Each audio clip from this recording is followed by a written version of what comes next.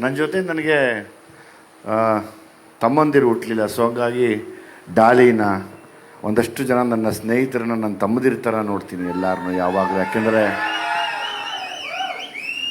ಅದು ಗೊತ್ತಿಲ್ಲ, ಒಂದು ಅಣ್ಣ ಅಂದಾಗ ಒಂದು ತಮ್ಮ ಹೇಗಿರ್ತಾನೆ ಅಂತ. ಸುಮಾರು ಜನ ನನ್ನ ತಂಬಿ ಅಂತ ಒಬ್ಬನ ಯಾವಾಗಲೂ ಪ್ರೀತಿಯಿಂದ ಕರಿತೀನಿ. ಹಂಗೆ ನಾನು ಧನಂಜಯನ ನೋಡ್ತೀನಿ, ನಮ್ಮ ಅಡ್ವೊಕೇಟ್ನ, ನಿನ್ನೆ ನಾಗಭೂಷಣನ, ಆ್ಯಸ್ ಇಟ್ ಈಸ್ ನಮ್ಮ ಚೇರ್ಮನ್ರು, ನಿನ್ನೆ ಚೇರ್ಮನ್ರು ಅನ್ನೋದು ನಾನು. ಅಂದರೆ ಆ ಒಂದು ಸ್ಟೇಜು ಸಿಗತ್ತೆ ಖಂಡಿತವಾಗ್ಲೂ. ನಿಮ್ಮನ್ನೆಲ್ಲ ನಾನು ಅದೇ ಥರ ನೋಡ್ತೀನಿ ಯಾವಾಗಲೂ. ನಾನು ಇನ್ನೊಂದು ಸತಿ ಯಾರನ್ನ ದೊಡ್ಡವರು ನಾನು ಯಾವ ಸ್ಟೇಜ್ ಮೇಲೂ ಬರೋಲ್ಲ. ಅದೇ ಇವ್ರಿಗೆ ಹೇಳಿದೆ, ಇನ್ನು ನಾನು ಪಂಚೆ ಶರ್ಟ್ ಹಾಕ್ಕೊಂಡು ಟವಲ್ ಹಾಕೊಂಡು ಬರ್ಬೇಕಷ್ಟೇ, ದಾರಿ ಬಿಡ್ರ ಅಂತ.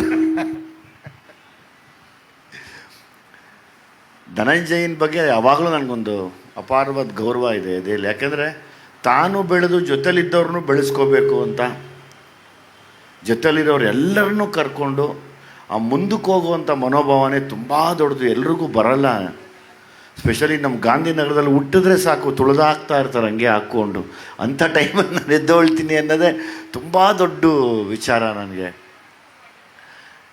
ಹಂಗಾಗಿ ಧನಂಜಯನ ಸ್ಟ್ರಗಲ್ಲು ಮತ್ತು ಧನಂಜಯ ಬಂದಿದ್ದ ರೂಟು ಮತ್ತು ಎಲ್ಲದಕ್ಕಿಂತ ಹೆಚ್ಚಾಗಿ ಧನಂಜಯನ ಮನಸ್ಸು ನನಗೆ ತುಂಬ ಇಷ್ಟ ಅಂತ. ನನ್ನ ಒಂದು ಸಲಗ ಮಾಡಿದಾಗ ನನ್ನ ಹತ್ರ ಎಲ್ಲವನ್ನೂ ಕಳ್ಕೊಂಡಿದ್ದೆ. ಆ ಕಳ್ಕೊಂಡಾಗ ನನ್ನ ಗೆಲುವಿಗೆ ಕಾರಣ ಆದಂಥ ಧನಂಜಯ ಒಂದು ಮುಖ್ಯವಾದ ಪಾತ್ರ ಮಾಡಿ, ಸಾಮ್ರಾಟ್ ಅಂತ ಆ ಪಾತ್ರ ಮಾಡಿ ನನ್ನ ಗೆಲುವು ತಂದುಕೊಟ್ಟಂಥ ಧನಂಜಯನ ನಾನು ಯಾವತ್ತೂ ಮರೆಯೋಕ್ಕಾಗಲ್ಲ. ಹಂಗಾಗಿ ನಾನು ಯಾವಾಗಲೂ ಇಲ್ಲೇ ಇಟ್ಕೊಂಡು ಒಳಗಡೆ ಪ್ರೀತಿ ಮಾಡ್ತೀನಿ ಇವ್ರನ್ನೆಲ್ಲರನ್ನೂ. ಸತೀಶನ್ನು ಅಷ್ಟೇ. ಸತೀಶನ್ನು ನೋಡಿದಾಗ ನನಗೆ ಯಾವಾಗಲೂ ಸತೀಶ ಅದ್ಭುತವಾದ ನಟ. ನನಗೆ ಆಸೆ ಜೊತೆಯಲ್ಲಿ ಒಳ್ಳೊಳ್ಳೆ ಕ್ಯಾರೆಕ್ಟರ್ಸ್ ಮಾಡಬೇಕು ಅಂತ ಆಸೆ. ಆಮೇಲೆ ನಮಗೆಲ್ಲರಿಗೂ ಇನ್ನೂ ಏನೋ ಒಂದು ದೊಡ್ಡ ಬ್ರೇಕ್ ಸಿಗಬೇಕು ಅನ್ನೋ ಆಸೆ ನನಗೆ ಯಾವಾಗಲೂ. ನನಗೂ ಏನೂ ಸಿಕ್ಕಿಲ್ಲ ಇನ್ನು ಅಂತ ನಾನು ಯಾವಾಗಲೂ ಅನ್ಕೋತೀನಿ, ಇನ್ನೇನ ಮಾಡಬೇಕು. ಫಾರ್ ಎಕ್ಸಾಂಪಲ್, ನಾನು ನಿನ್ನ ಮರ್ತೇ ಹೋಗ್ತೀನಿ ಕಣಪ್ಪ, ನಮ್ಮ ನವೀಣ, ಗುಲ್ಟು ನವೀಣ,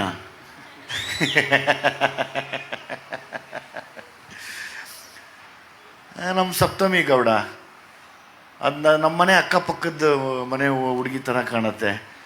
ನೀವಂತೂ ತೊಂದರೆ ಇಲ್ಲ ಬಿಡಮ್ಮ, ಇವಾಗ ಎಸ್ಟಾಬ್ಲಿಷ್ಡ್. ಈಗ ಭಾರಿ ಖುಷಿ ಆಗುತ್ತೆ ನೋಡಿದಾಗ ನಮಗೆಲ್ಲನೂ. ಅಂದರೆ ನಾವೆಲ್ಲ ಏನಿಲ್ಲೆಲ್ಲ ಸೇರಿದ್ದೀವಿ.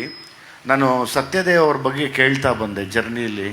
ಧನಂಜಯನು ಹೇಳಿದ್ರು, ನಮ್ಮ ಅಲ್ಲೂರಗೂ ಹೇಳ್ತಾ ಇದ್ದ, ನಮ್ಮ ಥರನೇ ಇವರು ಕಷ್ಟಪಟ್ಟು ತುಂಬ ಜೀವನದಲ್ಲಿ ಸಣ್ಣ ಸಣ್ಣ ಪಾತ್ರಗಳನ್ನು ಮಾಡ್ತಾ ನಾವೆಲ್ಲ ಹೆಂಗೆ ಬಂದು ನಿಂತಿದ್ದೀವೋ ಆ ಥರ ಇವರು ಇವತ್ತೊಂದು ದೊಡ್ಡ ಸ್ಥಾನಕ್ಕೆ ಬಂದು ನಿಂತಿದ್ದಾರೆ. ತುಂಬ ದೊಡ್ಡ ಹೆಸರು ಮಾಡಿದ್ದಾರೆ ಅಲ್ಲಿ.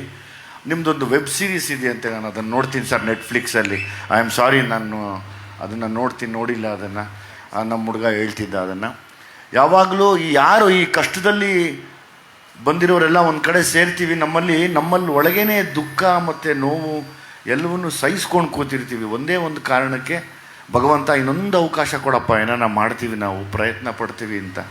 ಆ ಪ್ರಯತ್ನ ನಡೀತಾನೆ ಇದೆ. ಮತ್ತು ಈ ಪ್ರಯತ್ನದಲ್ಲಿ ಗೆಲ್ಲೋರು ನಾವೇನೇ. ಯಾವಾಗಲೂ ನಾವು ಖಂಡಿತವಾಗ್ಲೂ ಒಂದು ದಿವಸ ತುಂಬ ದೊಡ್ಡ ಮಟ್ಟಕ್ಕೆ ಗೆಲ್ತೀವಿ.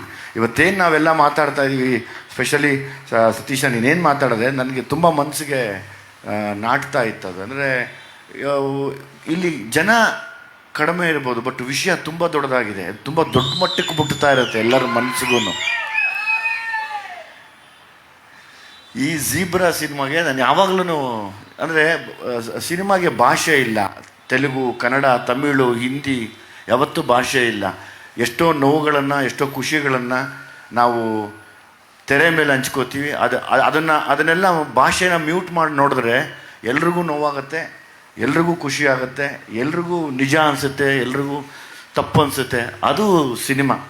ಸೊ ಹಂಗಾಗಿ ಝೀಬ್ರಾ ಸಿನಿಮಾ, ನಮ್ಮ ಕನ್ನಡದ ಸಿನಿಮಾ ಎಲ್ಲ ಕಡೆ ತುಂಬ ದೊಡ್ಡ ಮಟ್ಟಕ್ಕಾಗಲಿ.